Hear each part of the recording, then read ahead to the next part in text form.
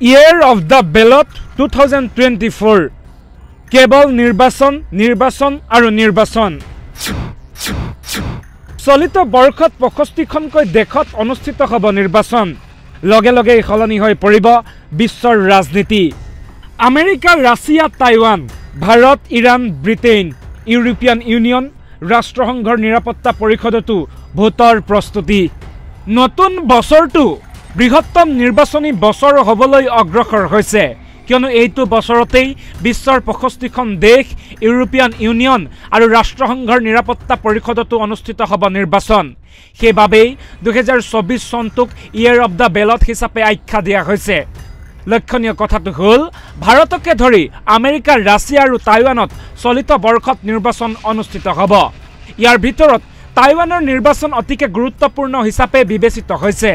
কিয়নো চীনে স্বায়ত্তশাসিত টাইৱানক মূল ভূখণ্ডৰ সৈতে সামিল কৰিবলৈ অংগীকাৰবদ্ধ হৈছে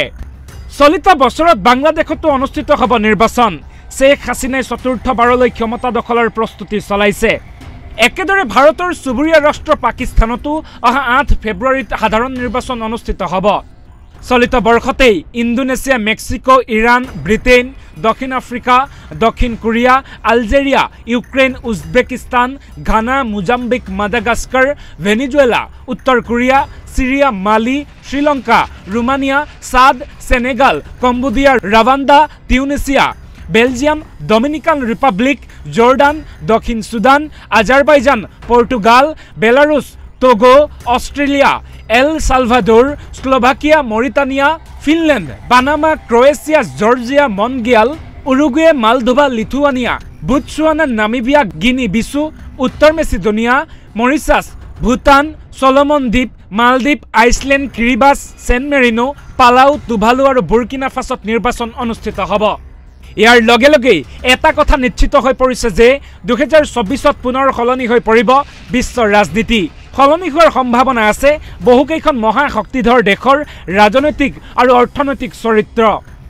সম্ভাৱনা আছে ৰাষ্ট্ৰসংঘৰ নিৰাপত্তা পৰিষদত নতুন ৰাষ্ট্ৰৰ অন্তৰ্ভুক্তিৰে আন এখন শক্তিধৰ ৰাষ্ট্ৰই কৰিব নতুনকৈ আত্মপ্ৰকাশ যদি সেয়াই হয় তেন্তে কপাল ফুলাৰ সম্ভাৱনাই অধিক ভাৰতৰ আৰু নতুন বছৰত যদি ভাৰতৰ কপাল ফুলে ভাৰত যদি ৰাষ্ট্ৰসংঘৰ নিৰাপত্তা পৰিষদত অন্তৰ্ভুক্ত হয় তেন্তে চীনৰ সন্মুখত নতুন বছৰত